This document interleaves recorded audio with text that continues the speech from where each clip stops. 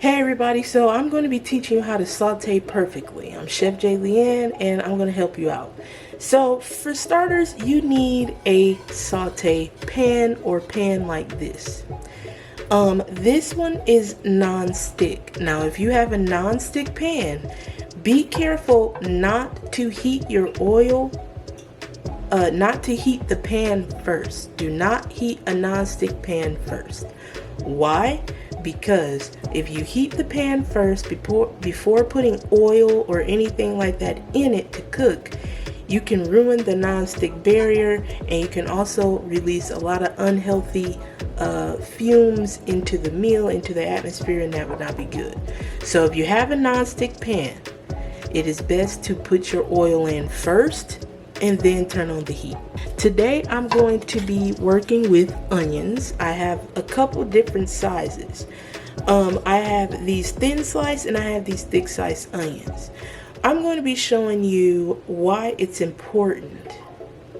So it's important whenever you're cooking a meal that you have a consistent size throughout the whole dish, especially when you are sauteing. When you're sauteing, the sizes have to be the same with one ingredient or so. So let's say if I were working with onion and let's say green pepper, then sizes may vary, but I do have to pay attention to my pot because I have to pay attention to the pan because things can burn. And the point of sauteing is to give it a crisp, cook, fork tender consistency, but I do not want them to burn.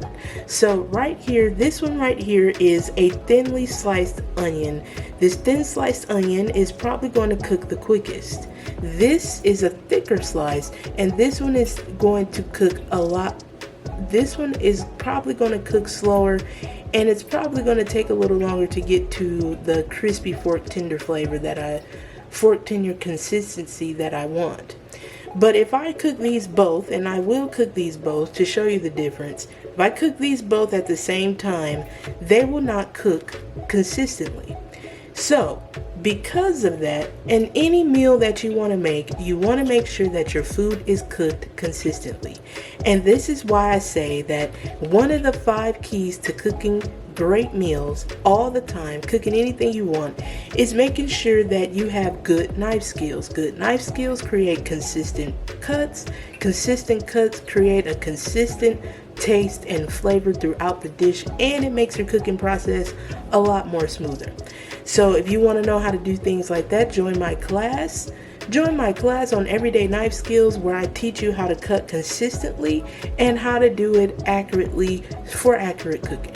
The most important thing in sauteing is oil. Now I'm using olive oil. Don't use cooking oil. You can use cooking oil if you want. You can use cooking oil if you want, but cooking oil, it's just not it. You know, I'm not frying. I usually, in my humble chef opinion, cooking oil like canola or vegetable oil and stuff is used for frying, in my opinion. If I want to get a good saute, I'm going to use an olive oil or extra virgin olive oil. And no, this is not a paid advertisement. The reason for that being is that olive oil has a good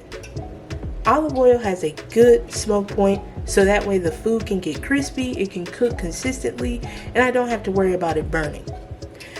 You have to be careful when you're getting oils, because oils, depending on the kind, if you're using avocado oil, for instance, avocado oil, for instance, has a higher smoke point.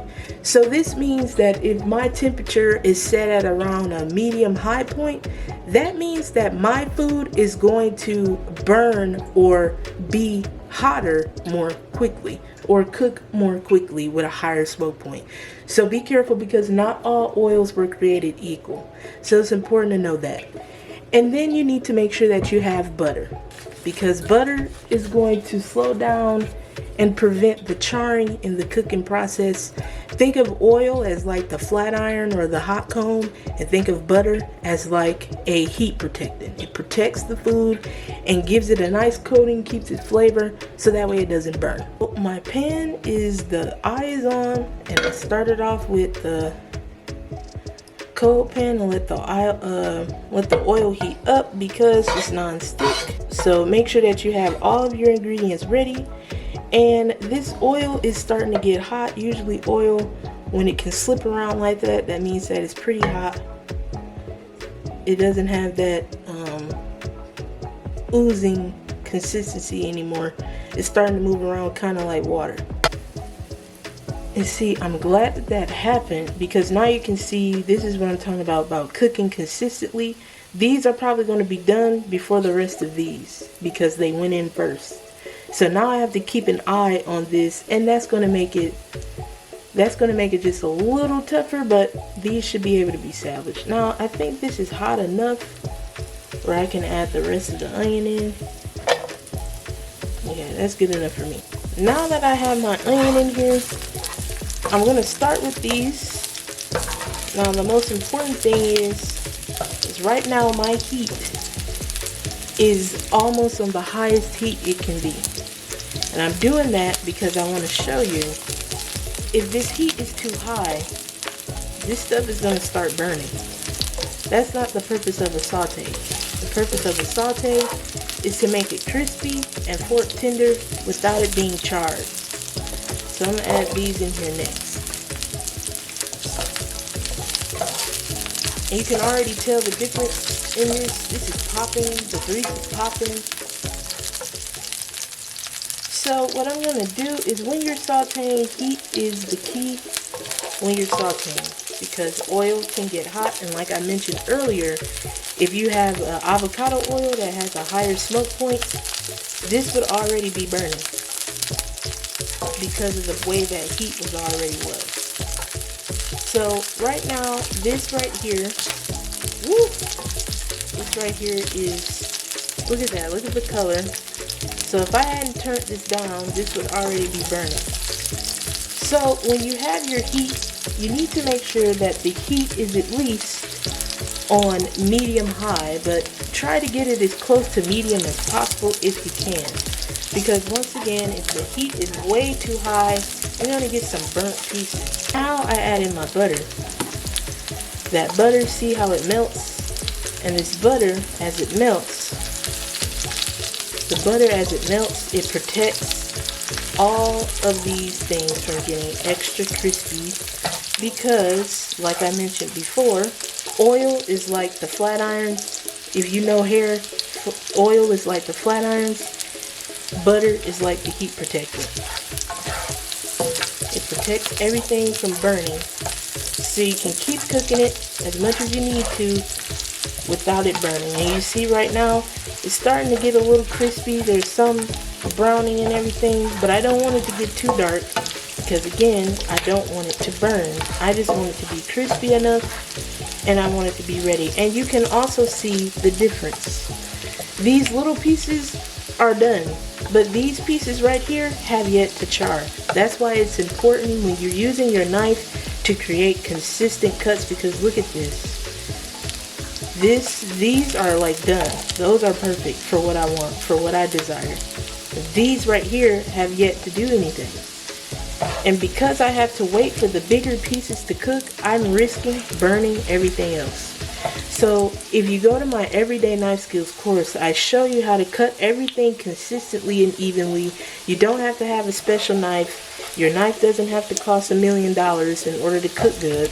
You just need to have the right skill, hand placement, and know what you're doing. So if you want to join that class, you can join it right now.